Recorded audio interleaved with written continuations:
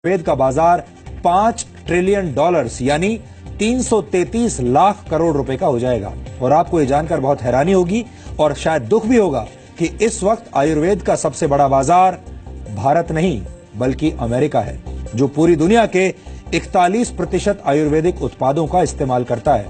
इसके बाद दूसरे नंबर पर यूरोप है, जो पूरी दुनिया के 20% आयुर्वेदिक उत्पादों का इस्तेमाल करता है, यानी यूरोप दूसरे नंबर पर है। और आपको जानकर और भी अफसोस होगा कि जड़ी बूटियों पर आधारित दवाओं और प्रोडक्ट्स के निर्यात के मामले में भारत चीन से भी पीछे है।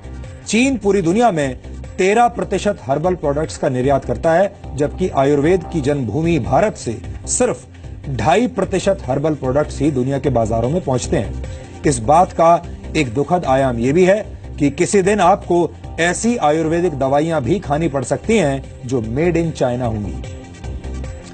अभी तक भारत के पेटेंट कार्यालय ने आयुर्वेदिक दवाओं से जुड़े सिर्फ 200 पेटेंट जारी किए हैं। इनमें से 11% पेटेंट विदेशी कंपनियों को मिले हैं, जिनमें चीन सबसे आगे है।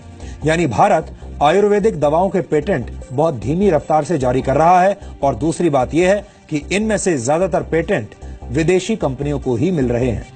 भारत सरकार के आयुष मंत्रालय की डिजिटल लाइब्रेरी में करीब 43,000 आयुर्वेदिक फॉर्मूलों का जिक्र है, लेकिन इनमें से सिर्फ 1500 फॉर्मूले ही बाजार में दवाइयों की शक्ल में आ पाए हैं। कुल मिलाकर बात यह है कि अब दुनिया के बड़े बड़े देश भारत से आयुर्वेदिक शक्ति हासिल करके कैंसर जैसी बीमारियों का इलाज ढूंढ रहे हैं। और ऐसे में भारत को भी आयुर्वेद को बढ़ावा देना होगा और ज्यादा से ज्यादा शोध करके आयुर्वेद को आगे बढ़ाना होगा।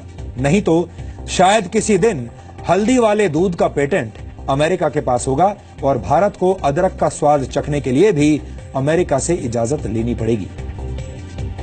यहां पर हम आपसे यह भी कहना चाहते हैं कि अगर आप चाहें तो आप भी आयुर्वेद को अपना सकते हैं। और हमारे देश में आयुर्वेद चिकित्सा हर जगह उपलब्ध है। सरकारी डिस्पेंसरियां आपके घर के आसपास जरूर होंगी, जहां पर